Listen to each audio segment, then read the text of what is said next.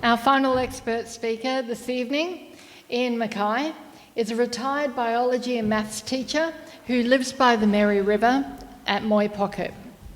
He became involved in water issues in the 1980s and early 90s during a state government study into dam sites on the Mary, during which time he became convinced and passionate that there were better alternatives to simply building more dams. He was active in the Traviston campaign, writing many articles during that 3.5-year marathon, and heading off with his photographer daughter, Arkin, to photograph and document dry dams across southeast Queensland at the time. Following his retirement, he became even more involved with MRCCC, the Mary River Catchment Coordinating Committee, and has been its chairman for the past 8 years. Please welcome our final speaker this evening, Ian Mackay.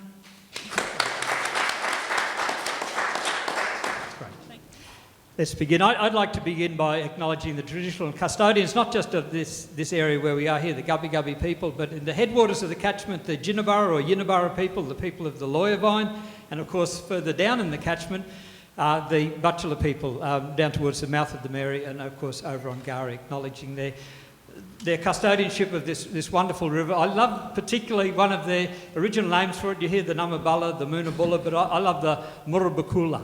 It's a beautiful word to say, Murrabakula. You can hear the pigeons up in the fig trees, I think, along the river when you say it, Murrabakula. But my story, I guess I grew up, what I knew of water was very, very little. You turned on the tap and it came out. I grew up in Rockhampton. I did go to the water treatment works one time, I think probably with school or a family outing. We never went to the sewage treatment works because that was all a bit yucky, and so I knew very little about water. But we moved down here, and in 1991 there was this headline in the paper. Sunshine Coast, at that stage it was Maroochy Shire Council Mayor Fred Murray had said that due to the... next slide.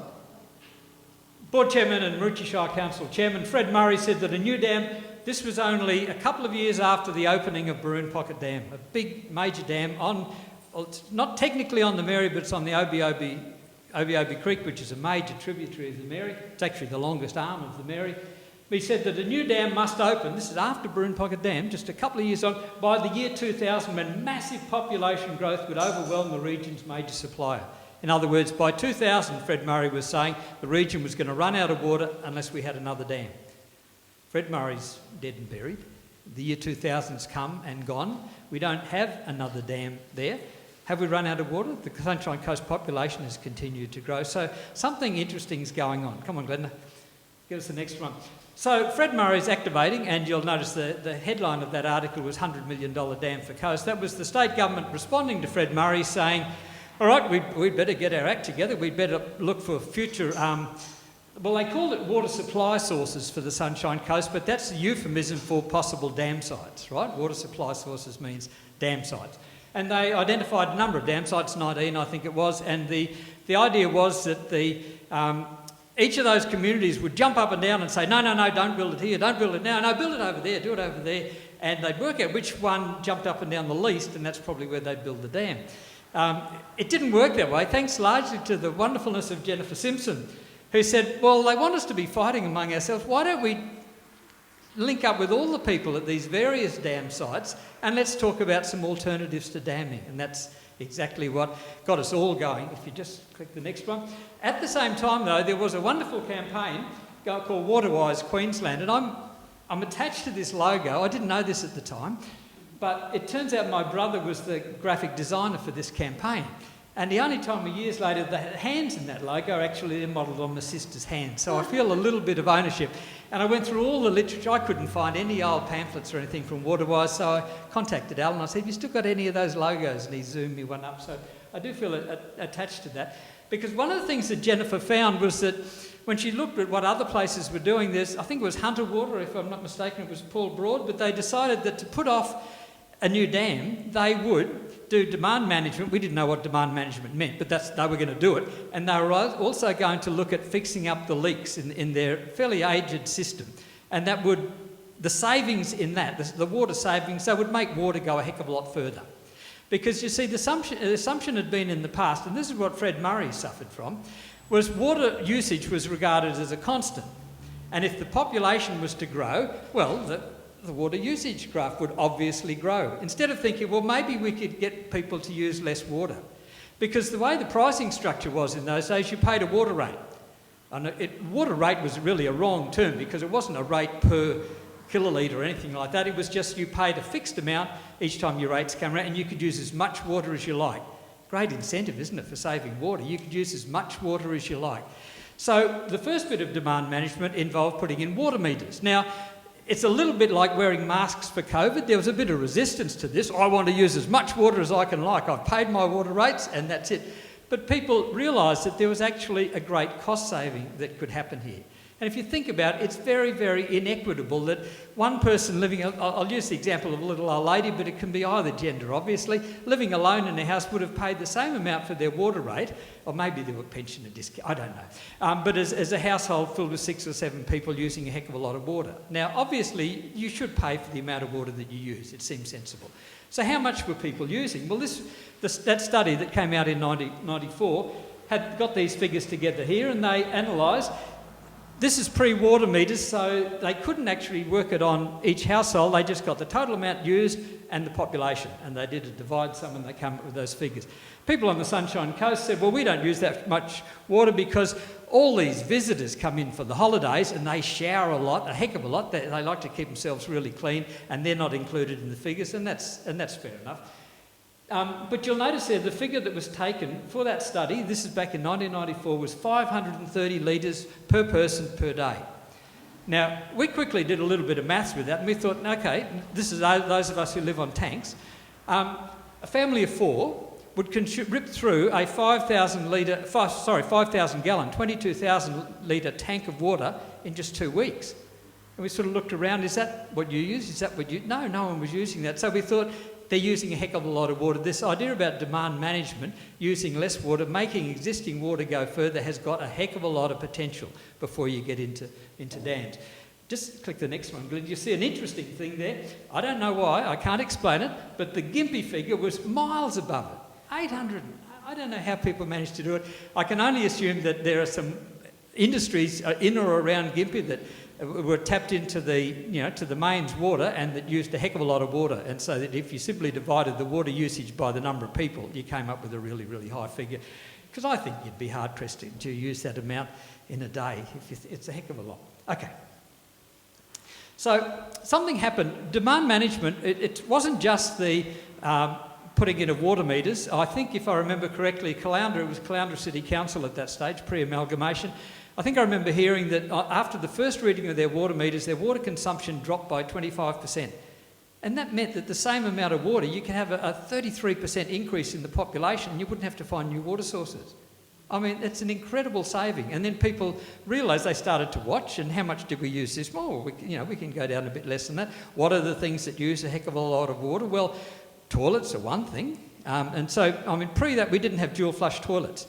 If you were wanting to save water through your toilet, remember you did the Western Australia thing, you put a brick in the cistern, and every time you'd save about whatever the volume of brick is, about 1.5 litres of water, every time you flush the toilet. Dual flush toilets sort of really do that for you, and during the very, very dry times, I know in Brisbane there was that little phrase, if it's yellow, let it mellow, and so in other words, you get 2 uses for a piddle before you press the single flush, and then the other one, of course, you got the big flush. Big saving. Washing machines, water efficient washing machines, shower roses that use far less water, getting the idea of turning off the water when you're cleaning your teeth. But the biggest consumer of water, of course, is the garden hose. And that's, to me, it seems an excellent situation for rainwater tanks. But anyway, what happened in the meantime? So the water consumption did go down. And then in 2005, 2006, we got into a pretty big drought. And southeast Queensland was in a pickle. The opposition was giving Peter Beattie's government a very hard time. Look, you lot, we're in this pickle because you haven't built a dam in umpteen years. Get on with it. And so the Beattie government, under duress, did, I think on the basis of I can't exactly remember the figures from the Senate inquiry, but I think there was a 9-page desktop study that made them choose Traveston Dam, because Traveston Dam, as you'll see a sec later on, was one of the 19 sites investigated in the early study that was ruled out in one paragraph. But you'll see it. Anyway, things were pretty dire. That was, the previous one was Somerset Dam, this is Wivenhoe Dam. And the reason Arkin and I went on this trip, we realised that people don't take photos of dry dams. People only take photos when the dam is full. So the general public thinks when Peter Beattie is building a dam, it'll come full. It's not true. I mean, a dam is just a hole, right? And you hope that it will be filled up. So we found some pretty dire situations there. It was interesting. We had said that no one takes photos of dry dams, but just as we set out to go, Peter Beattie got himself a photo taken in an area very close to that in Wivenhoe Dam, where they're the biggest, crackedest area, and he was looking up the sky saying, "I'm not God, I can't make it rain." And I think therein lies our story about dams. How secure are they? Because they do depend totally on rainfall. You see, what was happening here, it wasn't the Sunshine Coast population that was causing this. It wasn't Brisbane had a massive population. If you looked around the country, the Goulburn Dam was drying. The old Adam Innerby township that had been flooded beneath Lake Yucumbe had come out to the surface again. I mean, the dam level had dropped that much. Dams were not being reliable. Okay, let it rip. So we travelled around. This was Mugra Dam, I think. That's why I know these are a couple of overseas. But we realised that dams everywhere are letting us down. And if you think dams are the answer, just having more of them, well, it doesn't make a lot of sense. The analogy I used was this, and it seemed to gain traction. Finding that all around the country, a string of failing dams and announcing the solution is to build another one is like finding your wallet empty and deciding the obvious solution is to just get a bigger wallet. I mean, wallets, like dams, don't come filled with money. Dams don't come filled with water. You dig a hole, you hope it'll come filled, and it will sometimes. But in terms of reliability and security, not so. Okay. This is the paragraph that Traveston was dismissed with. So the government decided this dam at Traveston would solve South East Queensland water woes. I've got the right glasses on, but it said dam site considered unsuitable because of high capital costs, inundation of primary and agricultural land, and displacement of rural communities. It took that much to dismiss it back in 1993, 94, and then it took 3.5 years to battle it off. No mention of threatened species or anything there. I mean, it was just not a good dam site. What happens with very big and wide dams is, okay, they'll catch water when it rains, but of course, when you have hotter conditions, drier conditions, and it doesn't matter whether it's human-induced climate change or whether it is some natural cyclic phenomenon, it doesn't matter, water evaporates exactly the same. And so you find that you're losing the water in your dam. The best dam sites have already got dams on them, is the truth. And if the people who think, oh, the solution is more dams, it drives you into putting dams in unsuitable places. The last dam that was built by the government, the Wyaralong Dam, it was sort of the twin of Traveston. It was built. It cost $380 million. It filled up with water very, very quickly. Fantastic, you would think, except the water is so heavily mineralised that it can't be connected into the potable water system. To their credit, SEQ Water, I believe, are building a water treatment works, so it's not a total waste of money, but I think that treatment works costs about another $100 million or thereabouts. A costly exercise. So anyway, with Traveston, the community got pretty active. There were some great signs. You might recognise that grey-headed bloke over on the right-hand side there. He's still saying dams are not reliable, and yes, there are better alternatives. Let's just talk about a few of them. Glenda? Rainwater tanks, obviously. There seems something really fundamentally wrong with us, that you're catching water in the dry, and although our area around Kenilworth, Moy Pocket, that area is towards the wetter end of the Mary, it's still nowhere near as wet as the coast. And it seemed fundamentally wrong that you're ignoring rain that's falling on the coast, falling on hard, impervious surfaces called roofs, which can easily be hooked up to rainwater tanks, and you're relying on the rain that falls further inland, where it falls. And interestingly, rainfall isn't the same as runoff. I mean, when it's landing on soil, a lot of it soaks in. I think the figures are, Peter would probably be able to tell me exactly, but it's something like a 25% reduction in rainfall means something like a 40% reduction in runoff. So you could have rain, and this would often happen during the dam. We'd get a nice bit of rain and we think, oh, we'll hear the dam levels have gone up. and the dam levels didn't go up. And you think, no, well, that's right, it's soaking in. So that's one of the problems with dams and declining runoff. Next one.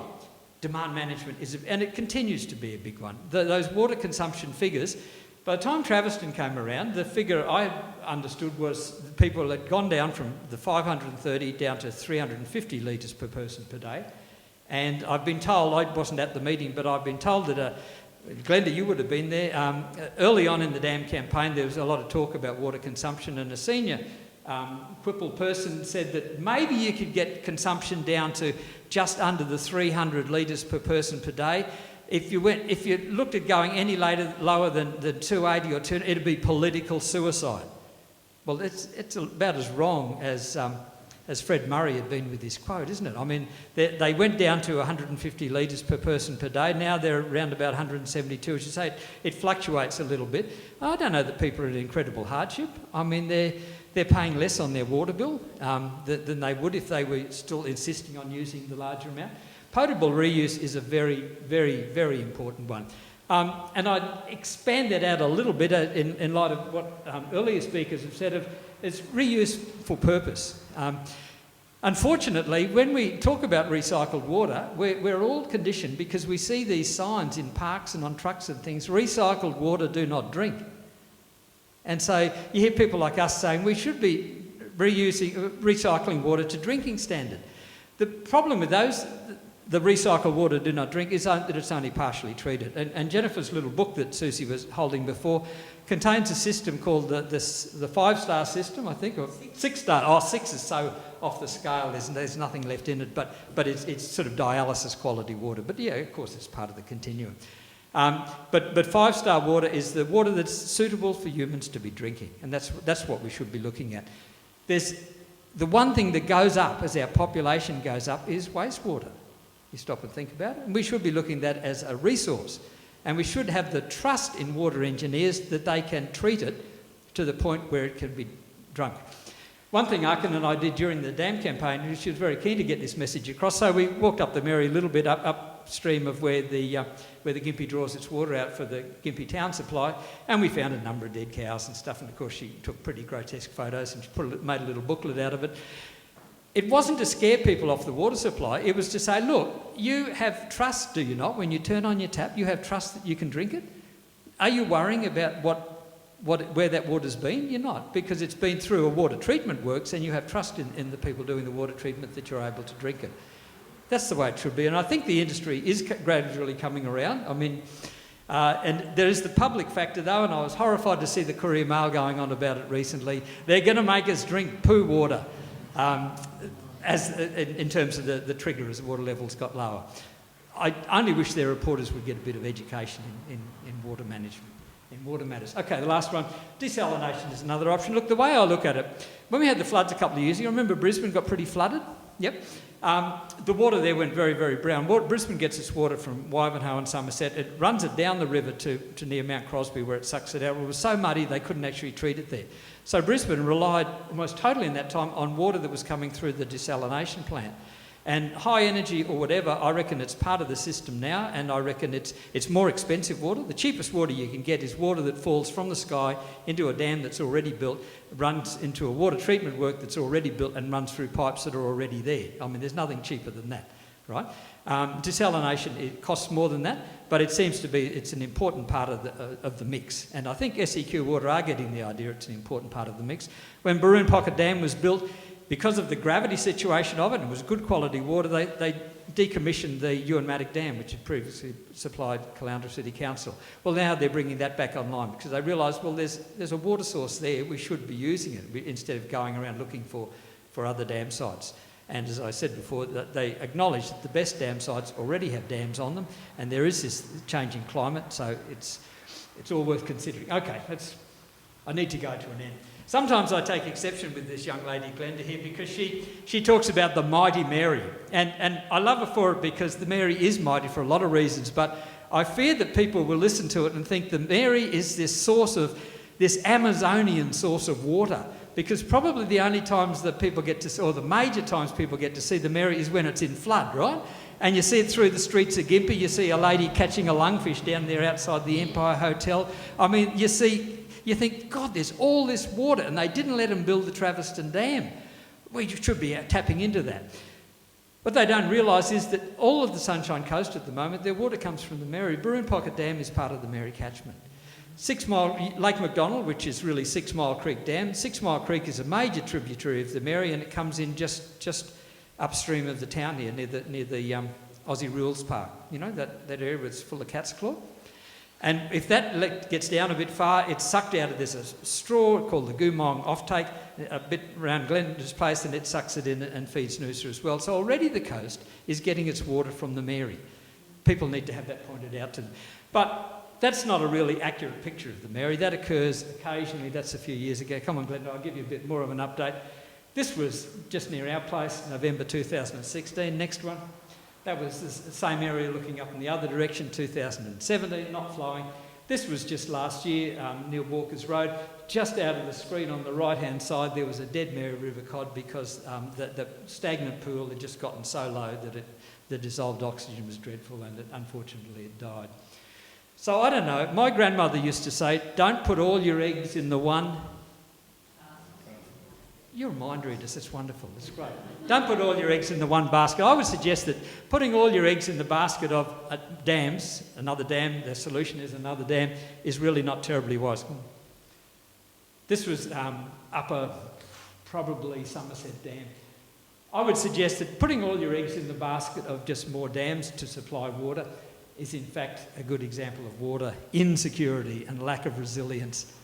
And no, that's it. And I would just end by, just notice that several political parties have water security and resilience as part of their platform.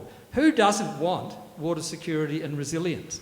I mean, normally if you're choosing an election platform, you choose something that's going to differentiate you from other parties, yeah? So that people say, oh, I like what they're saying.